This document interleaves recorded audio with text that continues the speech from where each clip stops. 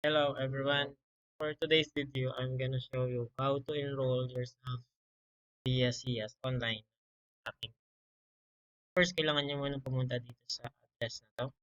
Even your mobile phones, you can use your mobile phones or mobile device as long as meron siyang browser.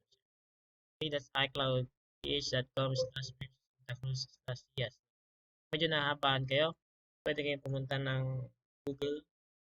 Kaya nyo lang CS. Yung so, lalabas natin link. Okay, so punta kayo ng student side, student, then login nyo lang yung inyong account. So, meron naka-account nakalagin dito. Tapos, ito, ito yung itsura niya. So, may quiz na ito. So, first, you need to check your grades. Ito na, no? Kasi meron tayong mga prerequisite subject, hindi nyo siya may enroll. Yan, for the sake of data privacy, hindi ko muna ipapakita yung grades. Okay?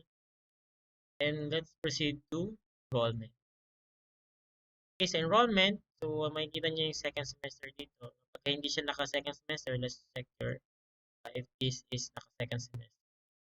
Then click nyo yung enrollment data and then sometimes minsan nakalagay dito na first year kayo, just update it by your year level. Yan, for example, you are second year na, then yun lang, yun lang pwede nyo palitan. Then okay nyo lang. Okay, so after that, lalabas na yung mga subjects nyo. Yan, yan, o nga pala, kailangan nyo i-check sa page natin kung ano ba talaga yung mga prescribed subjects ng regular student. No? Natin. Yan, so ito yung ating bagong page. Ito po yung ating bagong page. Yan. Ayan, ang gagawin niyo lang is um, okay, just select your subjects dito. No? Hanapin niyo lang yung subjects dito. Dapat kompleto yung subjects niyo when you are going to enroll. Okay? So, yan. Pwede niyo i-click yung auto, no? Pero para sure, just by one. Okay? So, ayan. Pag click yung subject, automatically sa section sa baba, makikita niyo yung section niyo. No? For example, Christian is 2A. Yan. And for example, that's 2A. Diba si Christian? Hindi ko alam. Yan.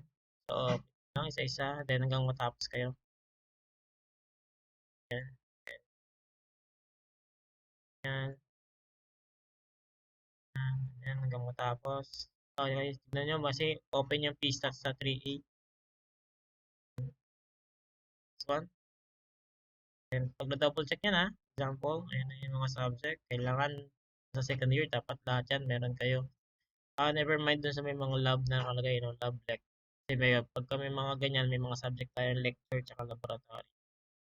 Okay? Then, pag okay na, click yes, yes. Yan, PDF.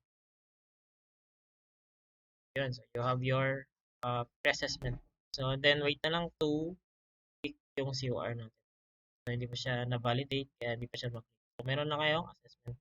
Like, screenshot to, and then, you are now enrolled. Not officially pa, validate pa ni Pro. Thank you very much.